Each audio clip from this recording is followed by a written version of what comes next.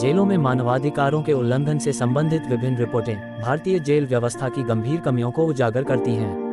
ये रिपोर्टें अक्सर राष्ट्रीय और राज्य मानवाधिकार आयोग, विधि आयोग, सुप्रीम कोर्ट की समितियों और विभिन्न गैर सरकारी संगठनों द्वारा जारी की जाती हैं। इन रिपोर्टों में उजागर की गई प्रमुख समस्याओं और उनके समाधान के लिए सरकार द्वारा किए गए प्रयासों का विवरण नीचे दिया गया है। जेलों में मानवाधिकार उल्लंघन से संबंधित प्रमुख रिपोर्टें। जस्टिस अमिताभ रॉय समिति की रिपोर्ट 2018।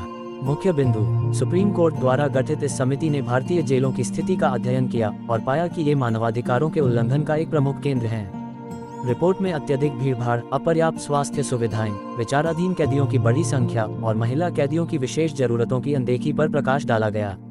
सिफारिशें। समिति ने विचाराधीन कैदियों की संख्या कम करने, जेलों में बुनियादी ढांचे में सुधार करने, कानूनी सहायता को मजबूत करने और जेल कर्मचारियों के लिए प्रशिक्षण और संवेदनशीलता बढ़ाने का सुझाव दिया। राष्ट्रीय अपराध रिकॉर्ड ब्यूरो (NCRB) की रिपोर्टें। मुख्य बिंदु। NCRB की रिपोर्टें जेलों की स्थिति के बारे में सांख्यिकीय जानकारी प्रदान करती हैं। ये रिपोर्टें लगातार ये दर्शाती हैं कि भारतीय जेलों में क्षमता से अधिक कैदी हैं। उदाहरण के लिए, रिपोर्टों में अक्सर ये दिखाया जाता है कि कई राज्यों में अधिभोग दर 130% से 180% तक है, जिससे अमानवीय स्थितियां पैदा होती हैं। ये रिपोर्टें जेलों में होने वाली मौतों की संख्या को भी दर्शाती हैं, जो अक्सर चिकित्सा सुविधाओं की कमी या हिंसा के कारण होती हैं। राष्ट्रीय मानवाधिकार आयोग (NHRC) की रिपोर्टें और हस्तक्षेप। मुख्य बिंदु। NHRC जेलों में मानवाधिकारों के उल्लंघन के मामलों पर अक्सर स्वतः संज्ञान लेता है। आयोग ने हिरासत में हुई मौतों, पुलिस या जेल कर्मियों द्वारा उत्पीड़न और महिला व बच्चों के साथ दुर्व्यवहार के मामलों पर राज्य सरकारों से रिपोर्टें मांगी हैं। NHRC ने अपनी रिपोर्टों में जेलों में खराब स्वच्छता, अपर्याप्त भोजन और पानी और कानूनी सहायता के अभाव जैसे मुद्दों को भी उजागर किया है। अखिल भारतीय जेल सुधार समिति मुल्ला समिति 1980 से 1983। मुख्य बिंदु। ये भारत में जेल सुधारों पर सबसे महत्वपूर्ण समितियों में से एक थी। समिति ने पाया कि जेल प्रणाली पुरानी हो चुकी है और इसमें सुधार की तत्काल आवश्यकता है।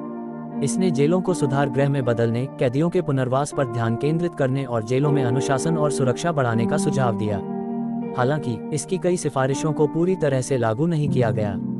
सरकार द्वारा किए गए प्रयास। विभिन्न रिपोर्टों और न्यायिक हस्तक्षेपों के बाद भारत सरकार ने जेलों में मानवाधिकारों की स्थिति में सुधार के लिए कई कदम उठाए हैं। Model jail manual 2016। गृह मंत्रालय ने ये मैनुअल जारी किया, जो राज्य सरकारों को जेलों के प्रबंधन और प्रशासन के लिए दिशानिर्देश प्रदान करता है। इसमें कैदियों के मानवाधिकारों की रक्षा, भोजन, स्वास्थ्य सेवा, शिक्षा और व्यावसायिक प्रशिक्षण की सुविधाएं शामिल हैं। इसका उद्देश्य कैदियों को समाज में फिर से शामिल होने के लिए तैयार करना है। कानूनी सहायता का प्रावधान। कानूनी सेवा प्राधिकरण अधिनियम 1987 के तहत विचाराधीन कैदियों और गरीबों को मुफ्त कानूनी सहायता प्रदान की जाती है। सरकार ने विचाराधीन कैदियों की संख्या को कम करने के लिए कुछ मामलों में जमानत के नियमों को लचीला बनाया है। जेलों में बुनियादी ढांचे में सुधार। केंद्र सरकार राज्यों को जेलों के निर्माण और नवीनीकरण के लिए वित्तीय सहायता प्रदान करती है ताकि भीड़भाड़ की समस्या को कम किया जा सके। जेलों में CCTV कैमरे लगाने और आधुनिक सुरक्षा उपकरणों का उपयोग करने पर भी जोर दिया गया है। बच्चों और महिलाओं के लिए विशेष प्रावधान। जेल में रहने वाले बच्चों के लिए शिक्षा, पोषण और चिकित्सा देखभाल सुनिश्चित करने के लिए दिशानिर्देश जारी किए गए हैं। महिला कैदियों के लिए अलग वार्ड, महिला कर्मचारियों की नियुक्ति और उनके लिए विशेष स्वास्थ्य और स्वच्छता सुविधाओं की व्यवस्था की गई है। नए कानून और नीतियां।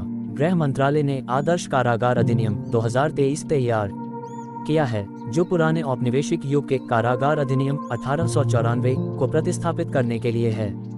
इस नए अधिनियम का उद्देश्य जेलों को दंड के स्थान पर सुधार और पुनर्वास केंद्र के रूप में बदलना है। ये प्रयास महत्वपूर्ण है, लेकिन अभी भी कई चुनौतियां बाकी हैं। इन रिपोर्टों का पूर्ण क्रियान्वयन, जेल कर्मचारियों के व्यवहार में बदलाव और कैदियों के मानवाधिकारों के प्रति सामाजिक जागरूकता बढ़ाना अभी भी आवश्यक है, ताकि जेलों को सही मायने में सुधार गृह बनाया जा सके।